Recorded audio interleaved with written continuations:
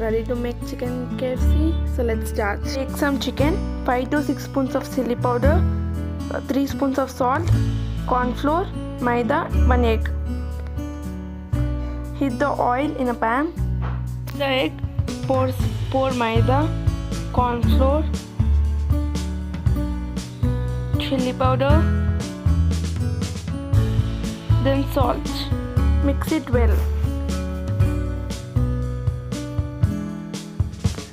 Dip one piece into the oil.